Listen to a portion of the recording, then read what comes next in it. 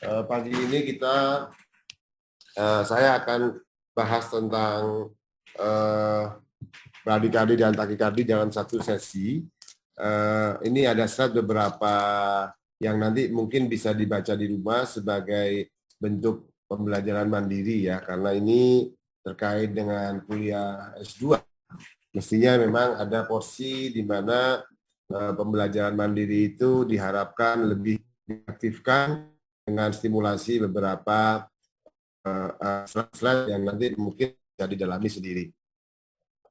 Yang kedua, saya mohon maaf karena waktunya saya berkali-kali tidak bisa menghadiri ini terkait dengan acara-acara saya secara struktural di dekanat. Maka ini nanti saya gabung di satu ya, 2 kali pembelajaran sesinya saya gabung jadi satu. Supaya nanti bisa Anda persiapan ujiannya juga tidak terhambat lagi, dan saya juga nanti bisa menyerahkan beberapa bacaan yang mungkin bisa dipahami untuk diri dan dieksplor, ditambahkan dengan bacaan yang lain. Materi saya kali ini adalah bagaimana mengorganisasi resusitasi pada kegawatan jantung, terutama terkait dengan bradikardi dan takikardi. Sebelumnya, karena ini memang S2, saya akan tidak hanya sekedar bagaimana CPR, namun harus dipahami sedikit lebih ke arah saintifik, bagaimana elektrofisiologi dari jantung ini. Jantung ini sebetulnya organ yang unik, satu organ tetapi mempunyai banyak properti. Salah satunya ada katup, ya, secara mekanikal akan menghambat keluar masuknya aliran darah. Kemudian ada unsur pompa, dan untuk pompa itu mesti ada electricity sebelumnya. Oleh karena itu, meskipun endpoint utamanya adalah pompa sebagai fungsi, namun supporting utama sebelum pompa itu adalah electricity, yaitu jantung. Dan inilah yang mengatur irama jantung sehingga jantung bisa memenuhi kebutuhan tubuhnya. Makanya jantung itu drivingnya itu multiple, yaitu lokal di jantung sendiri maupun dari sistemik dari otak. Ketika dia membutuhkan oksigen yang lebih tinggi, maka di drive untuk meningkatkan nadinya. Karena itu cardiac output itu sama dengan dikalikan stroke volume. Stroke volume itu isi sekuncupnya. Karena isi kuncup itu juga kurang ketika heart rate-nya rendah, maka kadang-kadang ketika hipotensi, maka muncullah kompensasi takikardi untuk mengkompensasi waktu cardio output semenit. Nah, itu adalah kenapa jantung itu dynamic dan compensated.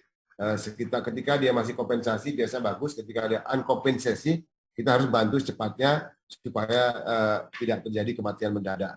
Ini ataupun kerusakan yang luas.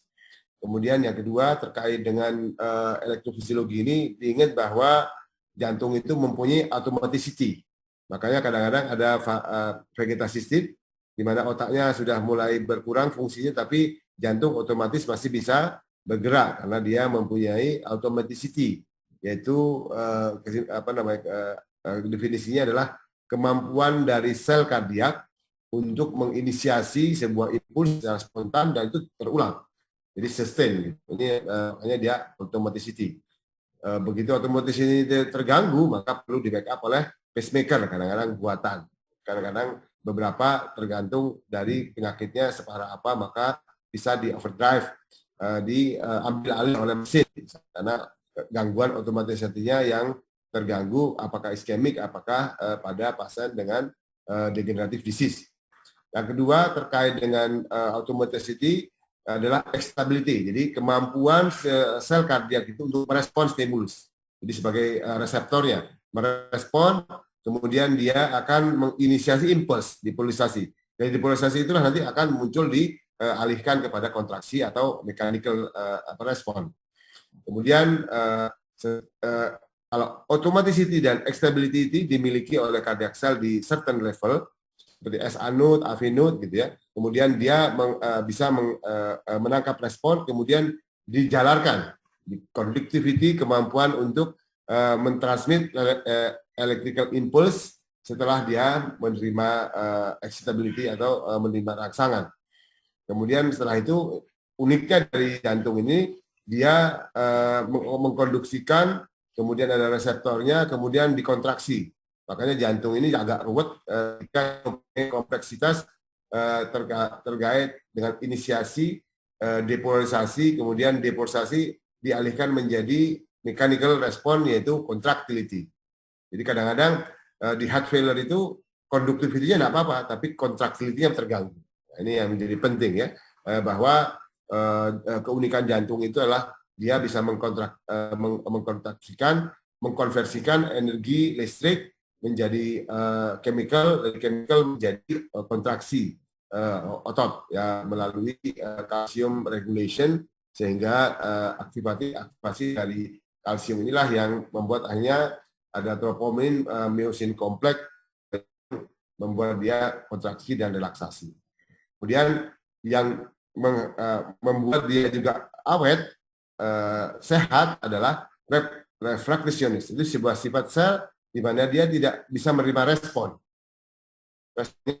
Sehat dulu, meskipun dari respon manapun dia tidak bisa respon, sehingga waktunya tidak terjadi VT ketika dia masih ada menerima impuls yang lain. Tetapi ada penyakit tertentu di mana refraksionis itu memendek, belum selesai dikonduksikan, maka dia akan terjadi stimulus berulang yang terjadi reentry, kemudian terjadilah VT. Jadi kaitannya dengan sedikit kenapa VT terjadi, salah satunya adalah gangguan dari refraksionis yang terganggu sehingga mudah tereksitasi. Pada pasien-pasien yang mudah tereksitasi, salah satunya adalah pasien infak, di mana dia mudah, yang tadinya sel miosit itu tidak punya listrik, bisa menjadi punya listrik kacau sendiri. Inilah yang saya ingatkan kembali, ini sudah banyak dipahami. Ada SA node, kemudian ada bundle, kemudian kemudian node, kemudian branch dari bundle, kemudian ada, ini adalah kanan bundle branch, yang kanan dan kiri, yang di kiri dibagi vesikel anterior dan posterior, kemudian ada portinya. Inilah jalur dari penghantaran yang bisa terjadi gangguan di setiap level ya. Makanya nanti aritmia itu menjadi kompleks karena bisa terjadi gangguan di beberapa level bersamaan. Kalau dia secara intrinsik, dia akan kelihatan nih. Kalau dia iramanya itu, orang itu iramanya 40, berarti dia iramanya kelihatannya dari ventricle nih. Karena intrinsik, beberapa yang SA node-nya terganggu, AV-nya terganggu, maka dikompensasi oleh ventricle. Cirinya ventricle itu adalah iramanya ECG-nya lebar-lebar, dan kemudian ada irama yang kurang dari 40. Dan ini harus diterapi secara cepat, agresif dengan pacemaker atau dengan CPR kalau dia tidak ada irama, pushless dan seterusnya. Ini kaitannya dengan kenapa kok harus bergerak cepat, karena ini akan menuju kepada kematian, karena respon di atasnya itu sudah tidak ada. Jika dia masih kadang-kadang tidak ada P, tetapi bisa junctional yang masih berkisar 40-60, berarti dia berasal dari AV node, AV junction. Ini kaitannya untuk melihat kira-kira ini bahaya apa tidak bahaya itu dari iramanya, keteraturannya, bentuk ECG-nya, dan ini membutuhkan respon yang berbeda. Semakin cepat kita berespon terhadap gangguan irama yang dari ventricle, akan semakin bagus hasilnya. Tetapi tidak demikian parah ketika dia terjadi pada level atrium. Teman-teman sekalian, ini secara umum ini sudah banyak dibicarakan. Ini adalah homework yang Anda nanti bisa baca sendiri di rumah. Slide-nya nanti saya serahkan slide-nya terkait dengan irama itu meliputi mulai dari pembentukannya terganggu, kemudian konduksinya terganggu. Secara umum begitu. Kalau pembentukannya itu bisa di sinus node, SA node, yang bisa kecepatan takikardi, bradikardi yang sinus yang memang iramanya begitu. Jadi kalau dia punya kebutuhan yang tinggi, maka akan terjadi takikardi. Tapi tetap berasal dari sinus. Yang sinus itu yang asal irama yang normal. Kemudian sebaliknya pada olahragawan yang sudah terlatih dengan vagal refleks yang tinggi, maka dia biasa ada brady sinus. Tidak semua brady itu patogenesis atau penyakit. Tetapi tergantung dari drive simpatik yang di atasnya. Kalau simpatis yang tinggi, maka akan cenderung takikardi. Kalau bradikardi itu distimulus oleh parasimpatis yang tinggi. Tapi kadang-kadang juga masih ada irama yang dari sinus, tapi tidak teratur. Duk, duk, jeduk, duk, duk, duk, jeduk. Nah, itu berarti ada unsur berkaitan dengan aritmia yang memang sinusnya dari awal sakit. Kadang muncul, kadang muncul. Kadang-kadang berhenti sinusnya. Nah, karena sinusnya berhenti, maka kadang-kadang kita perlu di pacing, menggantikan fungsi dari sinus node-nya. Nah, ini terkait dengan salah satunya atau ECG yang nanti Anda bisa pelajari ya. Yang kalau sinus itu berarti P-nya selalu sama. Tung tung tung, ini berarti berasal dari tempat yang sama. Tiba-tiba berhenti, tung. Setelah itu berhenti, muncul lagi morfologi P-nya sama, berarti di tempat yang sama. Jadi exit node misalnya. Exit sinus node, jadi keluar dari sinusnya. Nah, ini terkait dengan sinus brady. Dia drivingnya sama, bagus, normal, tetapi iramanya kecepatannya menurun. Ini terkait dengan sinus node.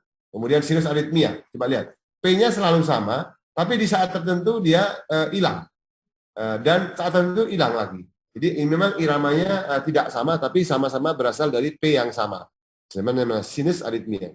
Sinus itu menunjukkan bahwa dia iramanya berasal dari S anode. Demikian juga terkait dengan yang lain. Silahkan nanti exit box itu berarti dia ada sinus arrest beberapa kali.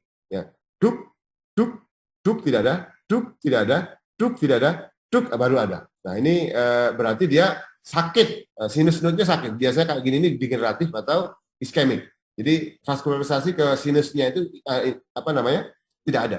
Dan ini tidak harus di RJP sebetulnya. Kalau apalagi dia biasa orang tua gitu. Kadang-kadang begini, kadang-kadang 30, kadang-kadang 40, tapi kadang-kadang 60, tapi banyak di 60-nya. Dia terang-terang aja ketika 30. Obatnya adalah kalau degeneratif ya diambil alih oleh pacing. Tidak di RJP setiap saat gitu kan, karena dia sudah degeneratif, maka perlu diganti alat, di backup oleh alat. Kalau dia oklusi, maka harus dibuka dengan ring atau dengan trombolitik. Tidak hanya sekedar pokoknya kalau henti sinus, maka dia harus RJP. Setelah RJP biarin aja, dicari penyebabnya, hilangkan penyebab itu sehingga nanti dia kembali lagi ke sinus yang normal. Ini prinsip dari pengobatan bradikardi atau sinus aritmia atau yang lain. Selain dari pembentukan impuls yang di sinus, juga ada gangguan di pembentukan impuls di atrium. Atrium sendiri itu mempunyai kemampuan Bachmann bundle itu untuk membentuk impuls. Namun dia morfologinya P-nya beda dengan yang sinus tadi. Makanya namanya extrasystole. Jadi ekstra di luar sinus tadi. Sehingga ada terkait dengan atrial flutter, nama gelepar atrial, atau atrial fibrillation, nama fibrilasi atrial. Nanti kita lihat ini adalah terkait dengan beberapa PAC. Jadi kita lihat P-nya yang ini beda yang ini, beda sama yang ini. Kadang-kadang nggak muncul. Kenapa? Karena masing-masing P-nya kadang-kadang di bawah ya QRS yang tidak terekam. Kalau yang ini jelas P-nya ke bawah. Dia berasal dari atrium, tetapi di bawahnya dekatnya katup tricuspid. Gitu. Kalau yang dari sinus itu di atas, di dekatnya vena cava superior ostial. Kita lihat. Nah, ini kan P-nya berasal dari yang sama, berarti lokasi sumber dari P-nya itu berbeda. Nah ini kalau dibiarkan berlama-lama terjadi atrial fibrillation. Karena dia scatter berasal dari listrik yang kacau yang ada di atrium yang begitu banyaknya. Nah, ini yang terkait dengan patogenesis, sehingga nanti ketika kita tahu patogenesis, di samping menangani kegawatannya, maka kita juga memahami bagaimana untuk mengobati ini secara permanen, supaya tidak terjadi lagi. Salah satu adalah ada irama atau mekanisme reentrance.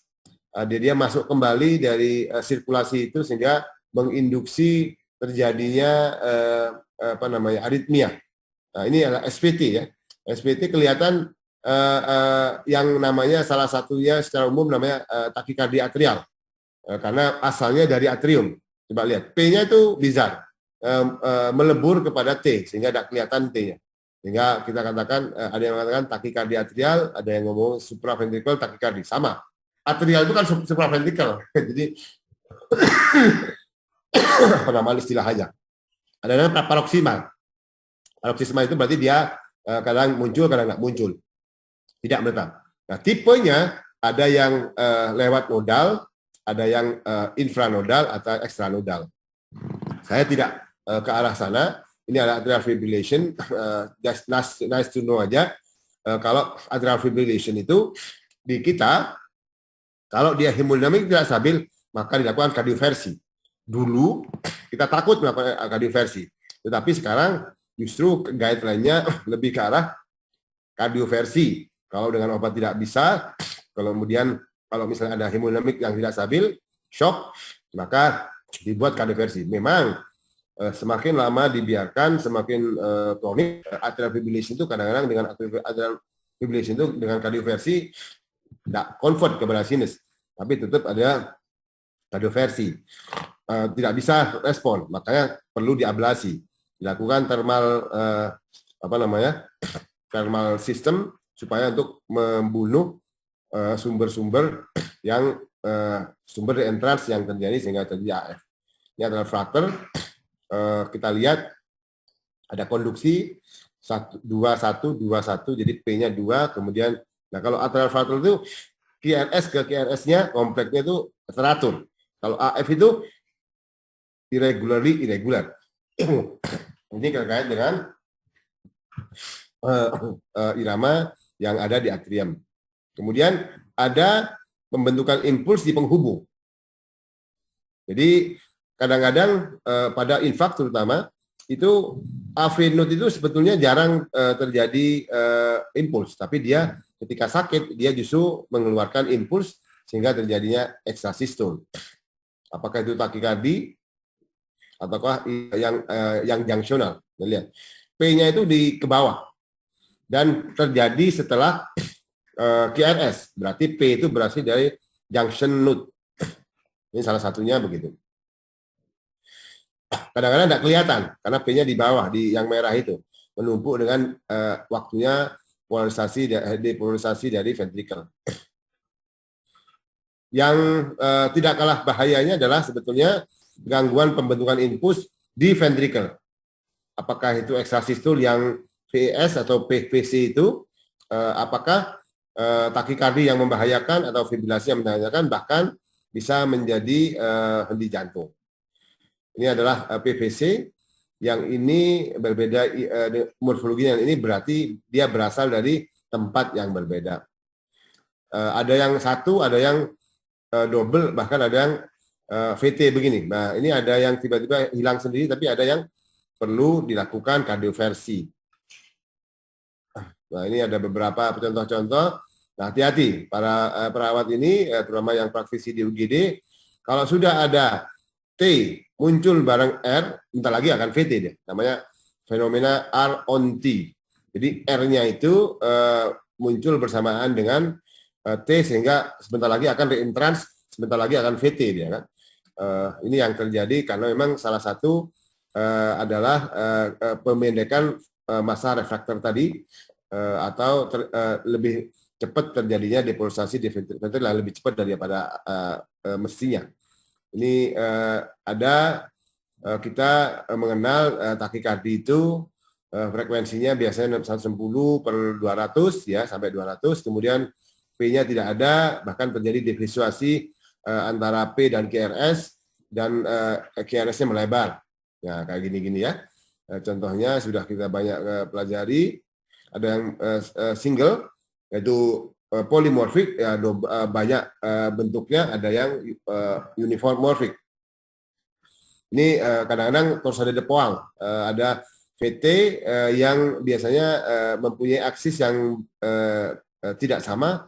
naik turun gitu, berarti dia total de Poinct karena defisiensi dari magnesium yang akan berkurang dengan pemberian magnesium. Ini VF yang biasanya kalau VF itu cuma bergetar gitu aja, maka dia pasti pasti pulseless, maka pasti perlu RJP untuk bisa membangkitkan kembali energi listriknya sehingga nanti semoga bisa normal kembali. Nah, masalahnya selama itu telat penanganannya, maka kadang-kadang susah kembali. Atau salah penanganannya, RJP-nya tidak adekuat, maka susah kembali. Atau penyebabnya tidak ketahuan, tidak segera dirilis, maka akan cepat kembali. Banyak sekali teman-teman yang di daerah terutama ngirim kepada kita VT susah sampai berkali-kali puluhan kali RJP tidak selesai. Tapi ketika setelah dipasang ring tidak muncul lagi VT-nya karena memang itu VT terjadi karena oklusi dari koronernya karena hipoksik di situ. Salah satunya adalah contoh-contoh pentingnya RJP menyingkirkan penyebab yang menyebabkan VT itu jadi penting sehingga hanya dia tidak sampai kepada kondisi asistol dan sudden death. Kemudian yang kedua tadi ada pembentukan ya. Yang penyebab yang lain dari gangguan irama itu gangguan penghantaran. Jadi kadang-kadang dia pembentukannya tidak apa-apa tapi tak bisa dihantarkan secara sempurna. Apakah penghantarannya terhambat di tingkat atrium, apakah di tingkat ventricle atau anteroventricle. Ini terkait dengan ada derajatnya, derajat 1, 2, 3 AV block, sudah sering kita temui.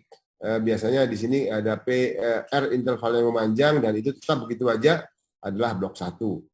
Tipe 1 AV block, kemudian ada tipe 2 AV block terkait dengan ini memanjang. Ini memanjang tapi tidak hilang. Dari PR-nya memanjang terus hilang. Hilang itu artinya tidak dikonduksikan. AV block derajat 2 itu berarti kadang dikonduksikan, kadang-kadang tidak nyambung. Nah, itu adalah AV block derajat 2. Tapi yang tipe yang terkait dengan MOBITS ini adalah dia tipe 2, MOBITS 2 ini tidak pernah memanjang tapi tiba hilang.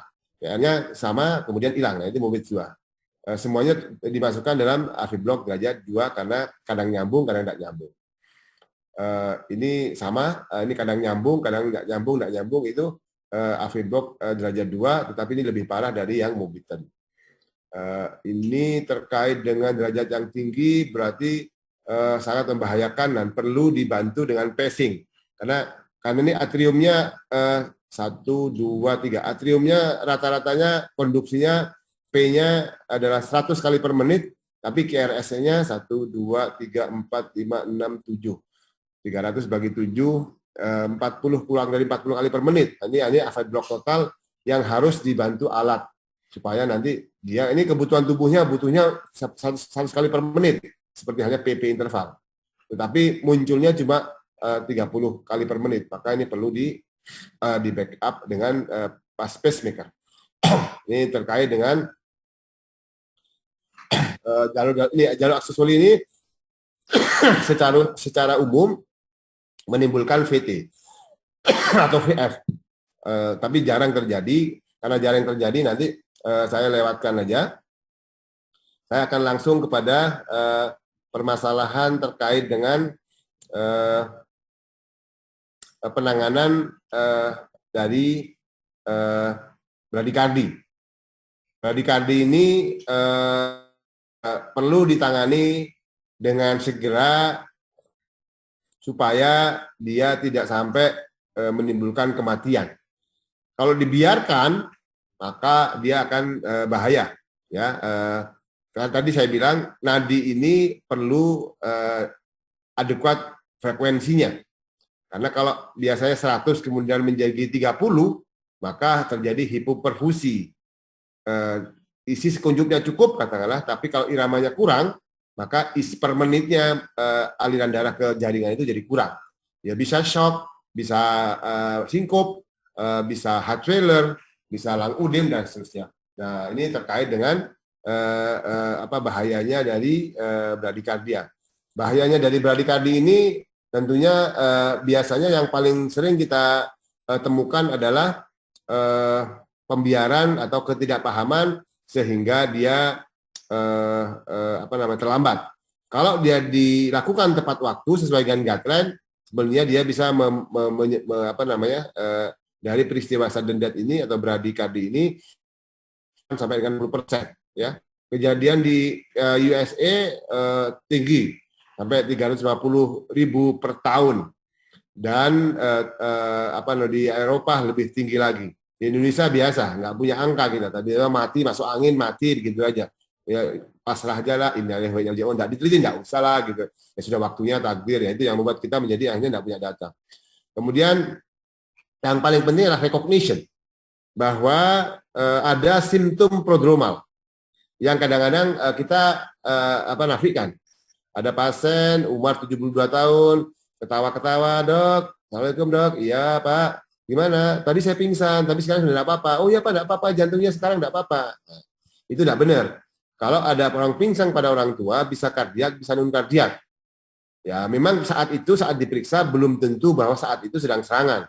Misalnya waktu pingsan, ternyata dia VT atau bradikardi. Ya, 30 kali per menit. Begitu nanti nadinya sudah biasa lagi, ya normal lagi. Apalagi kemudian di ECG atau diperiksa ternyata tidak ada apa-apa. Ya, makanya penting untuk dieksplorasi. Memang ada periodik episode tertentu di mana dia jantungnya, kardiokotpunya turun karena iramanya terganggu, singkup. Begitu dia nanti kembali ke keadaan normal, iramanya normal, maka dia tidak apa-apa. Apakah itu sinkope, apakah itu chest pain, apakah itu gagal jantung, apakah itu shock, ini perlu diwaspadai dari awal.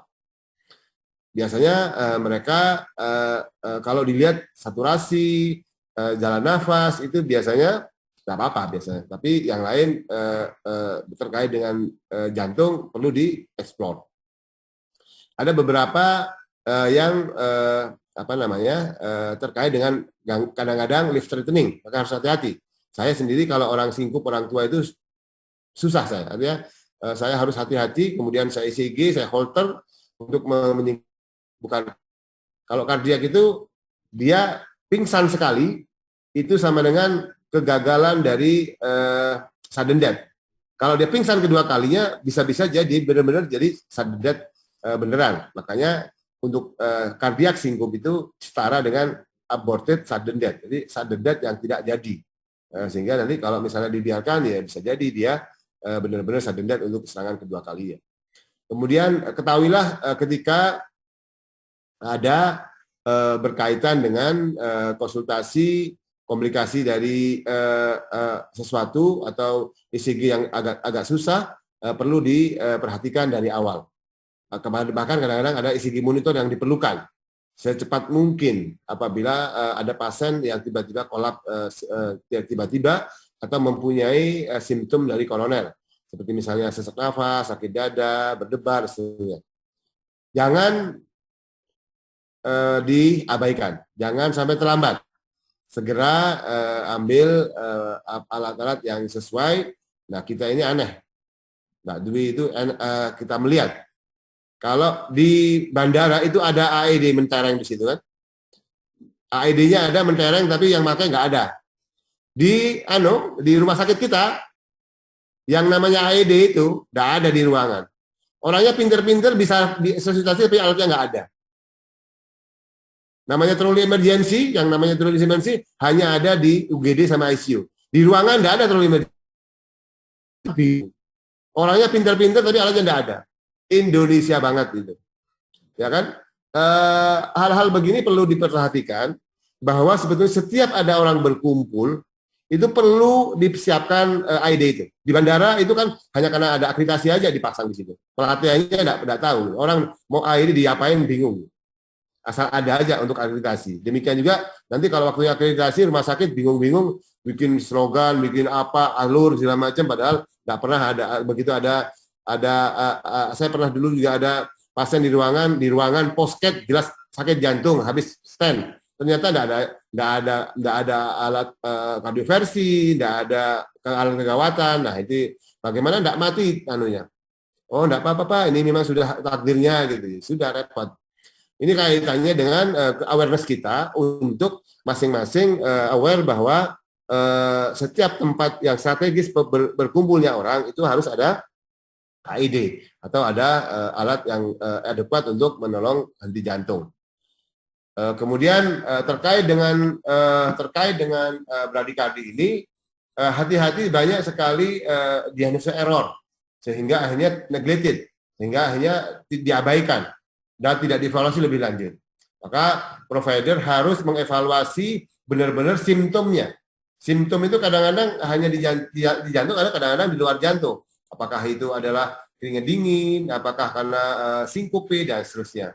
Ini hal-hal yang terkait dengan ventilator, terkait dengan ECG yang harus diperhatikan simptomnya. Kita memang tidak mengobati ECG. Kita kebalik-balik kadang. ECG-nya tidak apa-apa, orangnya sakit, oh tidak apa-apa. Tapi dibalik, padahal itu serangan jantung. Atau dibalik, orangnya tidak apa-apa, ECG-nya heboh, berarti bingung. Pak, nggak apa-apa ya? Pak, ya nggak apa-apa, sudah lama. Artinya ECG itu akan berbunyi baik ketika dielaborasikan dengan simptomnya itu. Maka perlu ada elaborasi dari evaluasi pasien simptom, clinical sign, termasuk dari vital sign, ada oksigenasinya, heart rate-nya, blood pressure-nya, awareness-nya, dia awake apa enggak, dia conscious apa enggak, kemudian apakah ada perfusi yang kurang bagus apa tidak, kan? Itu kalau perfusi kurang bagus atau blood pressure kurang adekuat, jangan-jangan jantungnya ada masalah, kan? Ini terkait dengan kehati-hatian untuk jangan sampai mencegah terjadinya sudden death. Ini bagus untuk kita perhatikan terkait dengan algoritma untuk pasien-pasien yang bradikardi dan gangguan konduksi. Contohnya adalah kalau misalnya ada pasien simptomatis yang sesuai dengan bradi, misalnya apa itu? Sinkope atau pingsan, kan, bradikardi. Kemudian cepat capek, itu berarti dia sesuai dengan simptom cardiac output yang menurun, yang sesuai dengan bradikardi. Kemudian cari penyebabnya, dieksplor lewat pemeriksaan fisik dan anamnesis. Kadang-kadang terjadi sleep apnea, dia tidur tiba-tiba berhenti nafas, maka pasti jantungnya juga merendah, dan ketika besoknya masa dia lemes, gitu kan. Kemudian setelah dieksplor pemeriksaan fisik dan anamnesis, maka kita bisa lihat ECG-nya. Harus pakai ECG, ya. Bahkan kadang-kadang perlu dibantu oleh pemeriksaan sampel darah terkait dengan fungsi ginjal, elektrolit, dan seterusnya. Nanti dipastikan dari ECG itu apakah ini termasuk gangguan dari konduksi yang berasal dari S-anut yang sakit, ya kan? Yang masing-masing punya algoritma, apakah ada di S-anut yang sakit atau AV blocknya yang terganggu atau konduksinya terganggu, atau bahkan meragukan. Kalau meragukan ya tinggal nanti dilihat apakah ada dikonsulkan ke yang lebih ahli, apakah perlu ada pemeriksaan struktural seperti misalnya kardiak, CT, apakah echo, dan seterusnya. Kemudian kalau perlu memang dilihat exercise untuk mengetahui apa simptomnya muncul saat exercise. Misalnya exercise kemudian bisa di di treadmill, itu kelihatan. Pada saat dia nadinya rendah, tiba-tiba dia pingsan atau dia pucat atau sesak nafas. Kadang-kadang tidak bisa dilakukan exercise karena misalnya tulang patah, karena usia tua, maka dilakukan Holter monitor ECG 24 jam. Kami mempunyai kadang-kadang ini pada orang-orang tua, kita sangat membantu. Oh, ternyata memang sempat dia dulu toilet VT, kelihatan, atau dia sempat bradi, dan seterusnya. Jadi kaitannya dengan ini, maka ini hubungannya dengan tindak lanjut. Kalau misalnya ada AP block, maka perlu tata laksana lebih lanjut daripada hanya sekedar RJP lagi. Nah, ini kenapa ini? Karena diketahui penyebabnya. Ada beberapa yang disebabkan oleh obat-obatan beta blocker, itu bisa menyebabkan munculnya bradikardi. Apakah itu golongan beta blocker maupun CCB, tapi CCB yang golongan diltiazem, atau verapamil, kan? Sterileserpin, ya kadang-kadang membuat beradi. Metildopa dan klonidin. Metildopa ini banyak untuk hipertensi pada kehamilan. Atau justru kebanyakan obat dari antiaritmia, takikardi misalnya. Dikasih obat kebanyakan golongan sotalol, lekainamid, quinidin, amiodaron dan seterusnya. Atau ada obat-obatan yang lain. Teman-teman sekalian, juga ada beberapa yang tidak dengan hubungan dengan obat, tapi ada hubungannya dengan penyakit yang lain. Apakah idiokardiomyopati, apakah penyakit jantung bawaan, apakah penyakit degeneratif, apakah penyakit infeksi, apakah iskemik yang paling sering ya, apakah berhubungan dengan trauma surgical, atau ada terkait dengan singkup yang situasional, misalnya pada saat berak, vagal, atau batuk, dan seterusnya. Dan ini kadang-kadang yang paling sering di kita yang saat ini adalah metabolik. Orang dalam kondisi shock, dibiarin hipoperfusi, maka pasti asidosis. Asidosis itu akhir-akhirnya nanti membuat beradi dan mati. Ya. Ini atau sering kita perhatikan hipokalemia dibiarkan, atau hipotiroid dan seterusnya. Ini terkait dengan obat bradikardi ini biasanya kita pakai golongan SA, sulfasatropin. Namun yang lain sangat jarang dipakai. Yang paling sering dipakai sekarang justru device seperti pacemaker atau menghilangkan penyebab. Kalau di oklusinya dibuka. Untuk takikardi, dan sekarang kita berbicara tentang takikardi. Takikardi ini ada obat-obatan terkait dengan bermacam pilihan. Apakah itu kelas 1 yang merupakan golongan natrium channel blocker, yang golongan verapamil, diltiazem. Kemudian ada natrium channel ini terkait dengan koralan yang ada di pasaran dan ngeblok di S-anud. Kemudian yang kedua, kelas kedua berdasarkan modifikasi dari fluoxamilem ini adalah beta reseptor, yaitu bisoprolol, propanolol, yang lol itu ya, pindolol dan seterusnya. Kemudian kelas yang ketiga adalah potassium channel blocker.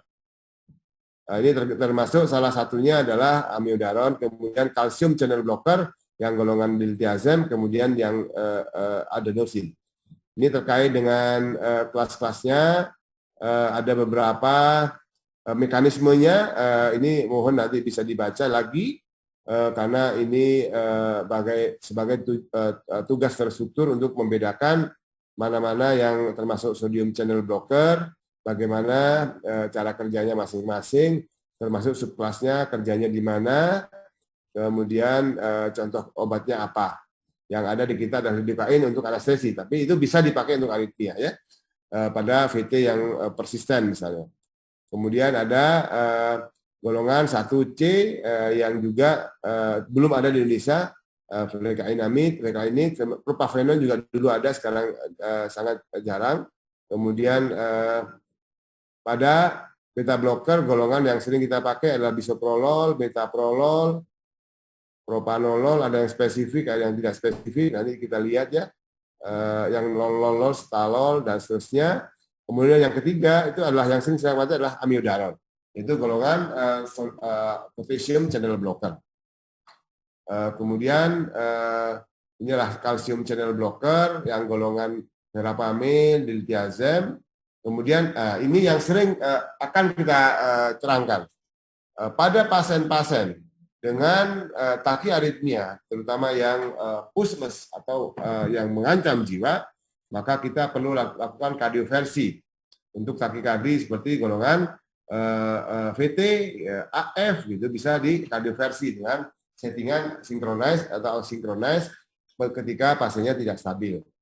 Ada kita yang paling sering sekarang karena obatnya rutin diminum pasien bosen, kemudian kalau tidak minum obat kemudian muncul lagi, maka kita ablasi. Ablasi ini menggunakan kateter, kemudian akan melihat sumber permasalahan dari percepatannya, SPT, AF dan seterusnya, kemudian akan diablasi, kemudian akan muncul, akan berhasil. Ketika berhasil, maka obatnya juga tidak harus diminum lagi.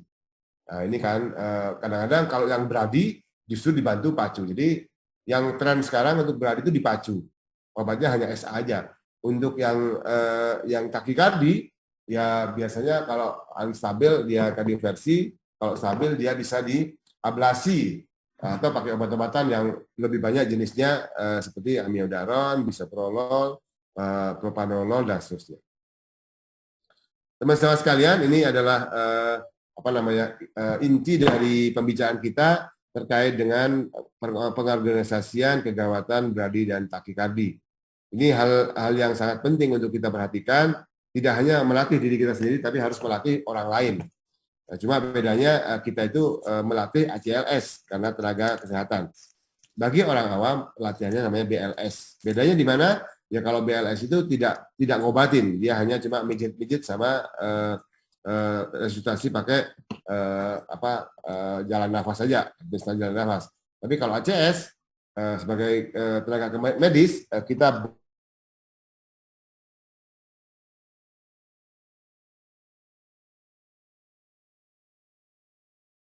gangguan nafas. Yang kedua, ini kadang-kadang kita tidak bisa menghindar di tempat tertentu, keramaian, tempat umum, kawanan terjadi kegawatan yang harus dipahami dan ditolong oleh banyak orang. Maka dia harus distabilkan dulu sebelum dirujuk. Ini yang penting ya. Harus dilakukan resusitasi untuk dirujuk pada saat dia sudah stabil. Kemudian diharapkan setiap layanan kesehatan mampu menangani gawat jantung, maka dia ketika dia tepat waktu akan mengurangi kematian. Maka kenyataan sehari-hari kita lihat kematian karena keterlambatan ini biasanya karena kurangnya tim yang terampil atau koordinasi yang baik. Kenapa? Ya biasanya kalau yang perawat senior nggak mau RJP, dia cuma mau bagging doang. Nah akhirnya yang RJP kecapean atau dikasihkan pada orang yang tidak kompeten sehingga RJP-nya kurang adekuat, kurang dalam dan kurang cepat, nah, sehingga tidak efektif. Hal-hal begini yang seharusnya kita perhatikan. Nah ini kita lihat apa bedanya BLS dan ACLS ya. Kemudian BLS tidak memberikan obat-obatan. Mereka dapat membantu pasien untuk meminum obatnya sendiri yang obat rutin.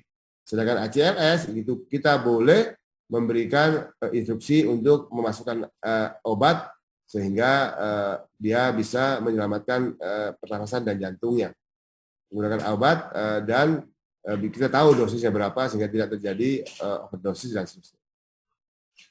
Ini terkait dengan BLS. Kalau Anda di situ ngomong ALS boleh, advance C-nya dihapus karena tidak hanya membantu jantung tapi membantu yang lain, nanti ALS. Jadi kalau BLS ini bagi orang awam juga boleh diajarkan dilakukan pada setting di mana terjadi cardiac arrest misalnya. Ini adalah contoh algoritma yang dikeluarkan oleh AHA 2010 ketika pasien tidak respon, maka kita perlu untuk memulai CPR. Dilihat apakah oksigennya kurang dari 95 apa tidak. Kalau kurang dari 95, maka perlu dilakukan oksigenasi, baik itu pasif maupun pakai bagging, bisa pakai bagging ya. Kemudian dilihat iramanya, apakah dia ada VT-VF atau PEA. PEA itu ada gambaran nadi, agak gambaran jantungnya, tapi nadinya tidak keukur. Maka perlu di CPR. Dalam kondisi tidak ada gerakan jantung asistol, maka di CPR ya. Kemudian bisa diberikan epinefrin 3-5 menit, kemudian pertahankan jalan nafas. Kemudian kalau misalnya VT-VF, maka dia bisa di kardioversi, dapat shock, kemudian di RJP, dan seterusnya dilihat apakah VT-VF kembali dan seterusnya. Ini bisa diulang berkali-kali sampai dengan pasiennya hidup atau ROSC atau pasiennya sudah meninggal terdapat tanda-tanda kematian. Di survival chain penting adalah early recognition. Jadi kalau ada pasien tidur, kemudian curiga tidak sadar, dibangunkan, begitu tidak bangun langsung CPR. Jadi untuk sekedar asal tidak terlambat. Early CPI karena kita membeli waktu. Kalau memang sudah itu perlu defibrillation, maka harus dilakukan defibrillation untuk mereset kekacauan irama jantung. Kemudian setelah itu kita kirimkan untuk mencari penyebab utama dari hal tersebut ke fasilitas yang lebih tinggi. Jadi untuk yang 2005 yang dulu biasanya agak lama responnya, yaitu dia cek respon dulu, kemudian cari pertolongan, kemudian yang dipentingkan adalah jalan nafas dulu, dicek breathing-nya, dicari bantuannya, kemudian kompresi dari jantung atau dada, baru kemudian ada begging. Cara mengecek respon ya goyangkannya puncaknya, kalau misalnya tidak respon maka harus di RJP. Kalau respon ya biarkan, berarti dia cuma pura-pura tidur aja, cari perhatian. Kemudian yang kedua, berteriak minta tolong apabila dia tidak respon. Kemudian cari bantuan, buka jalan nafas, kemudian dia akan melihat, mendengar, dan merasakan apakah pernafasan normal atau tidak dari jalan nafasnya. Kemudian akan diminta bantuan, sambil menunggu bantuan, kalau sendirian ya kita kompresi jantung 30/2. 30 kompresi, 2 pertolongan dengan bagging. Kemudian lihat bahwa ada cara RJP yang benar dengan tangan di atas tangan yang lain, kemudian jarinya bertautan, tekan dadanya minimal 100 kali per menit dengan kedalaman 4-5 cm. Jadi pastikan antara yang ini dipijit, relaksasi, pijit, relaksasi itu bersamaan. Jadi teratur. Jangan banyak-banyak dipijitnya tapi relaksasinya berkurang sehingga terjadi recoil. Dan itu tidak efektif. Jadi meskipun cepat tapi terukur, yaitu ada equal compression dan relaxation. Kemudian bisa diganti ketika capek. Kemudian beri bantuan nafas. Seperti biasa, lanjut CPR 30/2. Nah, sekarang kalau AED sudah ada, ya tinggal kalau misalnya dia shockable, maka bisa dilakukan AED sendirian bisa. Kalau AED itu ditaruh pasnya di atas dada, kemudian di-deliver dari shocknya.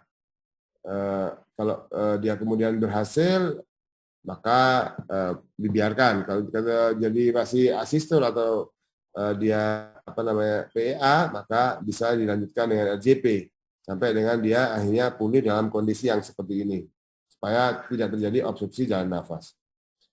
Ini 2010 ada perubahan, yaitu dia mempertahankan 30/1 bagi satu penolong, kemudian dia bisa dilakukan dengan RJP dulu, bukan jalan nafas dulu, tapi RJP dulu. Dan ini bisa dengan kualitas yang bagus, 100 kali per menit, kedalaman 4 mili dapat senti, maka akan meningkatkan keberhasilan RJP. Ini pedoman yang baku. Kemudian kita melihat bagaimana responnya, kemudian diulangi lagi dan seterusnya. Ini kaitannya adalah urutan dari RJP-nya yang didahulukan daripada pernafasannya. Oleh karena itu kita perubahannya dari ABC ya menjadi CAB, jadi circulatory dulu. Ya, terkait dengan circulatory dulu baru dilakukan yang lain. Ketika dia sudah ROC, ada spontaneous circulation, maka kita bisa tinggalkan dan atau dirujuk ke tempat yang lebih representatif. Jadi CPR yang berkualitas ini dengan kedalaman dan kecepatan yang bagus, yang benar, akan menghasilkan perbaikan. Ya memang harus menunggu dinding dada kompresi semula, kemudian akan efektif. Namun tidak banyak menginterupsi atau tidak banyak melakukan penghentian dari RJP. Kemudian ini adalah pedoman antara anak, dewasa, dan infan itu beda-beda. hati-hati dan bisa dilihat bagaimana caranya untuk melakukan kompresi pada bayi terutama ya. Ini juga kualitas dari RJP ini sangat diperlukan untuk secara efektif bisa menemukan pasien. Kadang-kadang kita itu banyak orang tapi tidak efektif sehingga keberhasilan RJP kita itu sangat rendah. Saya pikir begitu dari saya karena ini merupakan kuliah S2, berharap bahwa ada 1 jam ke depan untuk berdiskusi terkait permasalahan apakah praktek di lapangan ataukah secara teoritis basic knowledge terkait dengan relasi jantung ini. Terima kasih. Silakan. Saya akan share slide nanti lewat chat ya. Siap, Prof. Silakan, barangkali ada yang mau bertanya. Terutama yang wajib tanya itu yang ketuanya ini. Dwi, tanya Dwi. Dwi itu murid saya itu, satunya. Ini Prof, izin bertanya untuk terkait takikardi. Pada ibu hamil pernah saya temui ketika datang ke IGD waktu itu dari PPDS Opjin sedang hamil, kemudian datang ke IGD dia takikardi. Pada saat itu dia sedang menyetir. Ketika datang, Mbak ini saya takikardi, ini gimana? Nah, terus untuk bagi kita perawat itu untuk ibu hamil sendiri, apakah penata laksanaannya itu seperti apa, Prof? Apakah kita samakan dengan pasien-pasien lainnya atau seperti apa? Terima kasih. Ya, jadi karena dia manusia, mestinya sama manusia. Cuma perhatiannya justru satu, takikardi stabil atau tidak stabil. Tidak semua takikardi itu di RJP, ya kan? Perhatikan begitu dia takikardi, dilihat vital sign yang lain. Bagaimana nadinya, bagaimana tensinya, bagaimana kesadarannya, bagaimana perfusinya. Kalau dia takikardi sampai mengganggu hemodinamik, misalnya dengan lemah, mau pingsan, kemudian keringat dingin disertai dengan tensi yang rendah, akalnya dingin, maka ini perlu dilakukan antisipasi segera. Yang pertama, kalau misalnya dia mau cepat, tentunya bisa dilakukan kardioversi. Kalau dia misalnya ada SVT atau AF sehingga akhirnya dia tensinya ngedrop. Kalau misalnya seger-seger aja, apalagi ketawa, Mbak saya berdebar, ya sudah disuruh, Ibu tenang, ada apa, masih baik-baik kan sama suaminya, begitu. Kemudian dilihat nadinya berapa tensi. Kalau tensi 120, 130, nadi 110 bisa dikasih obat. Obatnya yang bisa tetap aman pada bayinya, ya kan? Bila golongan metildopa itu bisa menurunkan nadi yang rendah. Kemudian golongan CCB seperti diltiazem sama verapamil itu aman untuk bayi. Apalagi cuma dipakai sebentar.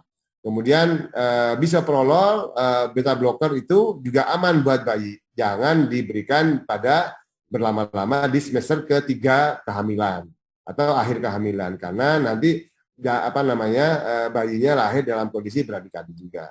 Itu yang pertama terkait dengan pilihan obat. Yang ketiga berkaitan dengan kegawatan, seandainya dia gawat, justru pada orang yang hamil itu harus segera ditolong karena kita menolong 2 nyawa.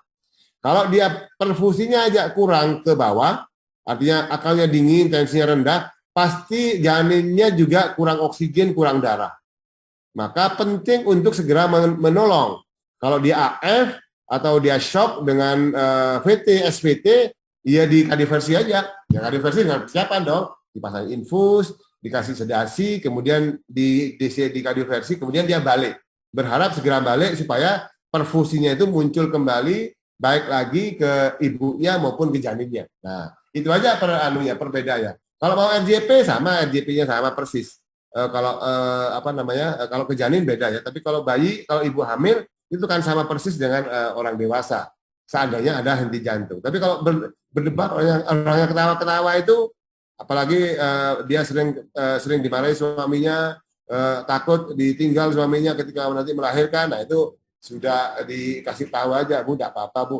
Dan, pada orang hamil dari 100, 110, nggak ada keluhan, biarin aja, nggak apa-apa. Kalau sudah mengganggu, lemes, capek, sesak nafas, nah itu perlu diobati. Nah, kalau sudah sampai terjadi shock, hipoperfusi, itu harus segera ditangani sebagai kegawatan dengan obat-obatan maupun dengan kardioversi. Nah, kalau henti jantung sama persis dengan RJP pada orang dewasa. Nah, begitu ya, Mbak Dwi. Baik, Prof. Kemudian ini, Prof, untuk pasien yang datang dengan sinkop. Nah, tadi kan kalau dia datangnya ternyata kondisinya itu sudah stabil, apakah ada marker tersendiri, Prof, untuk ECG-nya ketika beliaunya itu datang sudah dalam kondisi stabil? Iya, benar, bagus ya. Sinkop ini memang transient ya. Dikatakan sinkop itu karena transient. Sinkop itu kehilangan kesadaran sementara atau berkurangnya kesadaran sementara tanpa ada sequelae, tanpa ada gangguan sisa. Kalau gangguan sisa itu mungkin stroke. Nah, namun ini bahaya dan biasanya sebagian besar mereka datang ke kita sudah normal, sudah awake lagi. Tetapi kita mengeksplor terhadap yang pertama pemeriksaan fisik. Apakah terjadi aritmia apa tidak? Dilihat ECG. Ada aritmia apa tidak? Kalau ada aritmia, ini kemungkinannya tinggi bahwa dia tadi terkait dengan sinkopnya adalah kardiak. Ya tentunya harus yang anamnesis dulu. Kapan kita curiga sinkop kardiak? Sinkop kardiak terjadi ketika sinkopnya itu disertai atau didahului oleh gejala kardiak. Berdebar, terus pingsan. Sakit dada, terus pingsan. Sesak nafas, terus pingsan. Nah, ini mungkin, tapi kalau tiba-tiba tidak ada hubungannya dengan itu mungkin bukan, tapi mungkin iya. Nah, ketika ada kecurigaan tadi bahwa ada selalu pingsannya berulang dan disertai dengan kardiak simptom, maka perlu dieksplorasi. Eksplorasinya terkait dengan pemeriksaan fisik. Ketika ada VES, kecurigaannya lebih tinggi. Tetapi kalau tidak ada VES sama sekali, tidak berarti bahwa dia bebas dari serangan jantung. Mungkin pas sedang tidak muncul saja.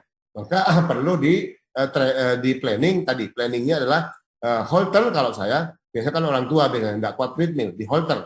Holter itu dipasang ECG di 24 jam, tapi harus dalam daily activity. Kalau tidur aja kadang-kadang tidak muncul. Satu. Ketika dia positif dan ada anunya itu, ada analisanya. Kalau dia kemungkinan dia ada bradikardi yang sangat dan sering dan orangnya biasanya suruh nyatet. Saya pusing, saya pingsan, saya tidak apa-apa, saya baca buku. Nanti dicocokkan antara jamnya menulis sama jamnya rekaman itu cocok enggak. Ketika ada kecocokan antara takikardi yang membuat simptom atau bradikardi yang simptom, mungkin ini adalah kardiak sinkop yang tadi. Kemudian nanti kita lihat penyebabnya. Kalau dia memang bradikardi karena faktor kerusakan sinus, maka sinusnya tadi diganti oleh alat, yaitu permanent pacemaker. Ya kan? Kalau misalnya dia VT, kalau VT itu dua. VT itu dicari penyebabnya, apakah dia VT-nya itu karena iskemik atau oklusi. Kalau iskemik, maka dibuka supaya dipasang ring. Berharap nanti tidak terjadi VT lagi. Kalau dia sudah scar, ada VT itu bikin scar itu bikin VT, nggak bisa diapa-apain kalau scar, maka dikasih defibrillator di dalam tubuh kita, namanya ICD. Harganya dulu 150, sekarang 250. Seharga Innova di sini taruh sini.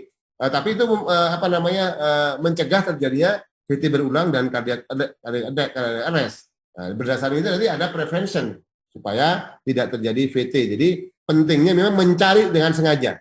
Karena saat itu misalnya saat pemeriksaan tidak ada keluhan atau gejala yang sama sekali berhubungan, itu bukan berarti bahwa dia tidak apa-apa. Mungkin tidak muncul aja. Nah, kita akan ada beberapa standar pemeriksaan untuk membuktikan sampai dengan terbukti tidak. Nah, kan? Kalau sudah terbukti tidak normal semua, nah mungkin tanya ke ahli lain.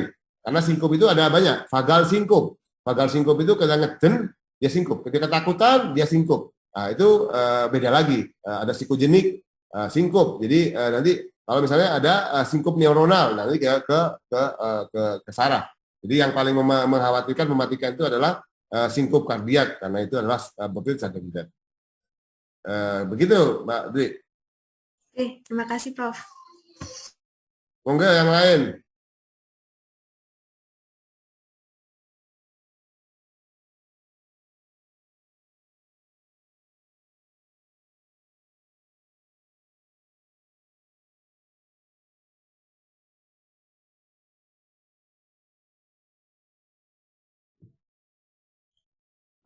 Mohon izin bertanya, Prof. Iya, gini, perkenalkan nama saya Nur Aini. Saya ingin menanyakan, ketika kita menemukan pasien datang ke IGD dengan keluhan dada berdebar setelah minum kopi dan tidak ada riwayat jantung atau penyakit yang lainnya, usianya masih muda, untuk penata laksanaan awal yang tepat itu apa nih, Prof? Gitu. Terima kasih. Yang pertama itu slide saya sudah saya kirim ya, silahkan dibaca. Kemudian yang kedua terkait dengan berdebar. Ya, berdebar ini tentunya memang challenging ya.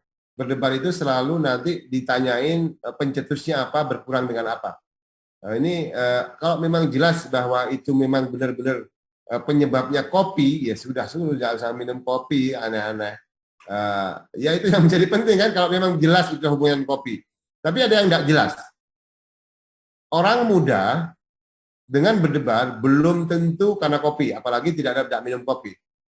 Jangan diasosiasikan sendiri bahwa kamu minum kopi ya. Enggak, kamu minum kopi ini pasti minum kopi. Jangan begitu. Kenapa? Karena ada penyakit keturunan yang berdebar dan itu bisa mati mendadak. Gampang aja. Ini sering apa enggak? Apakah ada orang tua atau kakeknya dulu yang meninggal mendadak apa enggak? Apakah dia meninggal saat tidur atau tidak? Enggak bangun lagi. Kalau dia tidak kemudian tidak bangun lagi itu bisa macam-macam ya, bisa karena serangan jantung. Tapi yang paling sini adalah ada namanya Brugada syndrome. Brugada syndrome itu keturunan yang kadang-kadang memang asimptomatik, tiba-tiba dia dari ECG-nya ada seperti ST elevasi di orang tertentu bahkan masih muda. Ini terkait. Ada orang muda yang hokem, ada hipertrofi obstruktif kardiomiopati yang meninggal saat olahraga dan itu kadang-kadang berdebar. Jadi kalau urusan berdebar ini meskipun muda apalagi tua itu tidak pandang bulu. Kecuali kalau koroner ya. Kalau koroner perempuan masih head, tidak diabetes, berdebar, ada kamu itu paling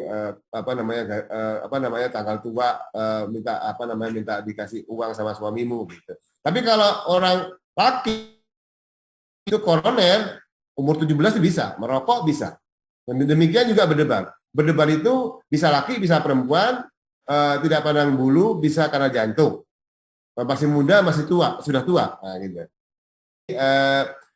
Ini yang terkait dengan kemungkinan memang ya kejadiannya sedikit. Jadi kejadian sedikit ya. Kalau sampai Antoh ngomong bahwa itu akibat kopi, itu ada banyak benernya. Tapi ada populasi 20%, 10% yang memang dia gangguan irama dan menyebabkan letal, bahaya nantinya. Ya, yang harus hati-hati tadi adalah ketika ada orang berdebar, yakinkan dulu, singkirkan dulu bahwa jantungnya benar-benar sehat, baru ngomong, oh ini sehat, kan ada bukti tertulis. Kecuali kalau misalnya dari awal ECG-nya normal, keluhannya setahun sekali, berdebar tidak bikin pingsan, berdebar biasa aja, karena berdebar itu tidak semuanya bahaya. Kapan dikatakan berdebar bahaya? Berdebar bahaya apabila dia mengganggu hemodinamik, berdebar dengan pingsan, berdebar sesak, kan berdebar chest pain yang membuat akhirnya sesak. Nah, itu kan berarti berdebar yang sampai mengganggu fungsi jantungnya. Kalau berdebar biasa-biasa, berdebar mau maju, berdebar mau menikah, berdebar mau mau ujian, biasa saja itu sih, karena faktor drive simpatik yang tinggi. Oke, atur dulu. Baik, terima kasih, Prof. Oke. Ada pertanyaan lain? Saya pikir nanti sebetulnya nanti di aspek RJP ini, aspek ACLS ini memang perlu ke arah pelatihan ya, pelatihan luring untuk skill. Karena biasanya kita yang pertama membutuhkan keterampilan, kecepatan dan ketepatan terhadap kompresi. Ini bukan begini. Ini ada beberapa perawat ini. Dok 100 ya? Begini doang. Enggak, 100 begini. Ini kan simulasi ya. Dipercepat. Nah, gini. Bukan. Nah, kedalamannya konsisten 4 cm. Tapi dipercepat, makanya capek. Bukan, ayo mulai, 1, 2, dipercepat, nggak bisa. Nah itu biar 100, nah, ya nggak capek. Nah, makanya perlu ada beberapa teknik dan gantian. Dan gantian ini bisa kalau di rumah sakit yang bagus, di Code Blue diaktifkan, semua orang dilatih, termasuk satpamnya. Nah, ada dulu orang komplain, orang kaya gitu tapi tidak paham hukum, tidak paham kesehatan. Wah ini ibu saya kok di RJP oleh satpam gitu kan.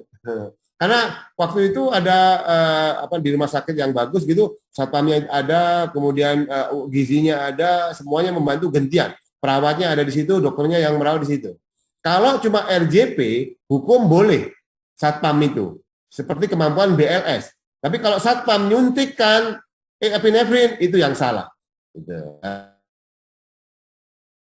Tenaga kesehatan yang mempunyai kemampuan ACLS. Nah ini yang terkait dengan kadang-kadang kita kalau cuma nyuruh-nyuruh untuk melatih bagaimana keterampilan RJP yang baik, semua orang, bahkan orang hotel, orang tukang parkir, satpam, tukang cuci-cuci, semuanya kami ajari. Di Catlab kami yang namanya radiografer itu bisa RJP untuk membantu supaya nanti gantian, begitu ya. Ini terkait dengan organisasi.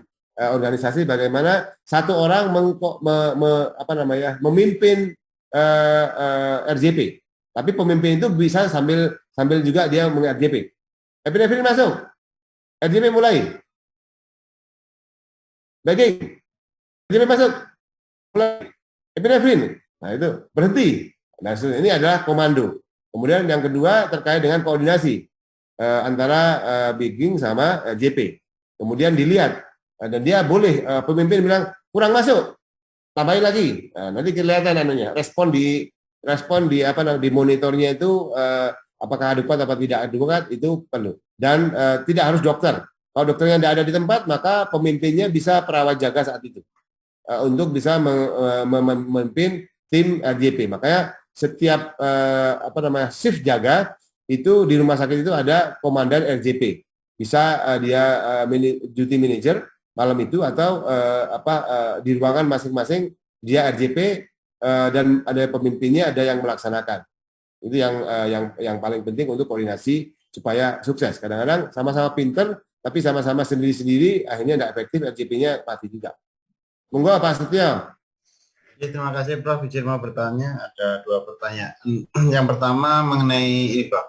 Jadi akhir-akhir ini kita ketemu dengan beberapa olahragawan yang mungkin secara fisik kelihatannya bagus, ujung-ujungnya meninggal mendadak. Kemarin kebetulan ada beberapa kejadian seperti itu. Nah, pertanyaan saya kan beberapa kondisi itu kan sering olahragawan itu heart rate-nya mungkin melebihi batas dari 100%, lewat jadi zona 5 biasanya. Kalau kita patokannya masih menggunakan usia itu 220 dikurangi usia itu yang jadi maksimalnya. Nah, apakah untuk yang benar-benar olahragawan dan orang yang baru berolahraga itu bisa diterapkan dalam kondisi yang sama, itu yang pertama.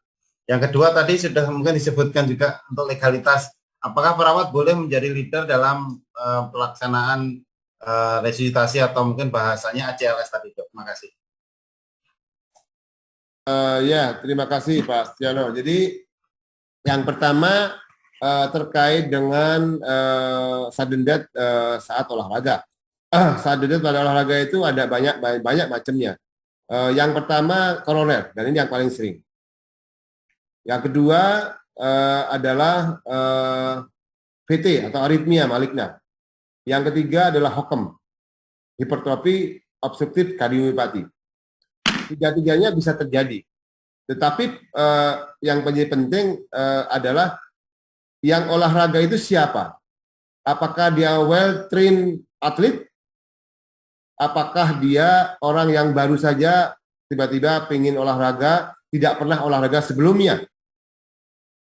Oke, ini ada 2 hal yang berbeda untuk bisa dijawab berbeda. Ketika dia olahragawan dan itu well-trained, maka kita tanya lagi, apakah dia ada screening sebelumnya? Kalau di luar negeri ada screening sebelumnya. Screening terhadap HOCM. screening terhadap VT induced exercise. Kalau koroner kayaknya enggak, karena dia well trained. Dia sudah tahu kalau dia ada keluhan pasti dia berobat dulu. Tapi ada juga well trained, tapi dia kolesterolnya tinggi, kemudian dia nggak seimbang antara yang makan sama yang olahraganya, sehingga dia koroner bisa juga. Tapi jarang. Nah, pada orang well trained itu yang paling sering adalah HOCM sama aritmia VT. Kenapa? Kalau di Indonesia olahragawan atlet itu tidak di screening, kalau di luar negeri screening. Kalau HOCM tidak boleh dia melakukan training yang membebani jantungnya, kecuali moderate to low exercise dengan prescription dari heart rate tadi. Itu yang pertama. Pada orang yang sama sekali tidak olahraga, kemungkinan besar dia adalah jantung koroner. Kenapa bisa? Iya, karena dia selama ini katakanlah dia memang tidak ada keluhan. Dia tidak ada keluhan karena jantungnya tidak pernah dipakai. Naik mobil, pakai remote, segala macam. Tiba-tiba diajak temennya, apakah itu sepak bola, apakah gengsi goes gitu, dipaksakan begitu, itu sudah meninggal mendadak karena koronernya. Kemudian terhadap kapasitas jantung. Kapasitas jantung pada olahragawan mestinya bagus dan tetap mempunyai prescription yang bagus dengan maksimal 100%. Cuman beda gini. Saya yang tidak pernah olahraga ya, untuk mencapai 10 match misalnya, saya hanya butuh waktu 3 menit dengan jalan 4 km per menit. Kenapa? Nggak bugar sudah, misalnya saya umur 50 tahun, maka heart rate saya maksimal adalah 220 dikurangi 50 menjadi 170. Maka saya mencapai 170 2 menit. Kenapa? Saya tidak bugar. Tetapi seorang atlet itu baseline heart rate-nya sudah berani. Biasanya 50-60. Maka untuk mencapai 100%, dia bisa setengah jam, dia 1 jam. Gitu. Jadi itu relatif terhadap kebugaran. Sehingga pada atlet itu dia biasanya dengan 100% pasti capek, dia berhenti dulu. Tetapi kalau dia ada seperti yang tadi ada HOCM, ada Brugada syndrome, ada aritmia yang genetik yang selama ini memang belum muncul, kemudian muncul pas saat olahraga, itu bisa jadi. Jadi sungguh kompleks, tetapi bisa diurut satu-satu itu, membedakannya ini sakit apa, penyakit apa dengan sakit apa gitu dan seterusnya. Jadi tergantung dari data-data sebelumnya. Banyak-banyakan adalah mereka yang jarang olahraga. Tapi kalau olahragawan yang paling sering adalah HOCM sama VT yang genetik yang memang kadang-kadang belum tentu muncul sebelumnya, yang pada muncul saat olahraga. Itu terkait dengan hubungan olahraga dengan meninggal mendadak. Kemudian terkait dengan ACLS. Secara umum ACLS itu adalah diperuntukkan oleh tenaga medis yang terlatih, certified, yang bertanggung jawab secara hukum. Maka dengan begini-begini boleh ada perawat yang memimpin RJP di saat emergency, di situ dia certified dan benar caranya. Sudah. Nah, ketika dia ada SOP rumah sakit, nah beda lagi. Kalau secara hukum legal praktis boleh dia. SOP di rumah sakit, kemudian rumah sakit menghendaki apabila ada dokter maka diambil oleh dokter, ya silakan aja. Tapi kalau misalnya enggak juga tidak apa-apa. Yang penting kan sertifikasinya sebetulnya. Belum tentu dokter lebih pintar daripada perawat. Ada dokter tidak ACLS ya perawat, nah gitu. Secara tim legal aspek di mata hukum boleh Pak, boleh. Apalagi kegawatan, dokternya tidak ada, tidak bisa nunggu dokter, mati pasiennya. Nah, ini terkait dengan kebolehan. Beda kalau misalnya orang umum yang hanya punya BLS, tidak punya ITLS, tidak boleh. Nah, jadi ini kaitannya dengan kebolehannya, boleh-boleh aja, dan nanti ikut wisdom di tempat itu. Di tempat itu wisdomnya bagaimana? Kalau misalnya memperbolehkan dalam segala kondisi, silakan. Tapi kalau misalnya ada SOP terkait dengan hospital by law, bahwa ketika ada kegawatan, maka dipimpin oleh dokter misalnya. Tetapi selama dokter nggak ada, dokternya di mana ya perawat aja juga, boleh aja gitu. Nanti ketika ada dokternya yang bertanggung jawab di kegiatan itu dokter. Itu pun kalau rumah sakitnya menginginkan seperti itu. Kalau enggak, kalau saya pribadi sering saya ditelepon begitu, di situ perawat, dokter UGD-nya enggak ada. Mana dokter UGD-nya? Lakukan ini. Kamu sebagai pembimbingnya. Nah, nanti secara hukum, rumah sakit begitu, tolong dokter UGD-nya suruh datang. Nah itu kadang-kadang nggak bisa, dokter UGD-nya itu tidak paham, lebih pintar perawat saya. Jadi sudah perawat saja, dokternya tinggal nulis laporan kematian gitu, sudah. Tapi dia ada di situ, karena akan ditanya dia nanti sebagai dokter jaga, gitu Pak. Nggak usah khawatir Pak, lakukan aja Pak untuk kemanusiaan. Bagus pertanyaannya, ini praktik banget. Baik, mungkin ini sudah semua sudah ahli kali ya. Jadi alhamdulillah nanti kita selesaikan ini. Mungkin nanti terkait dengan tes itu akan diampu oleh PJMK-nya, dokter ya, untuk terkait dengan post tes nilainya, dia akan berkoordinasi dengan saya.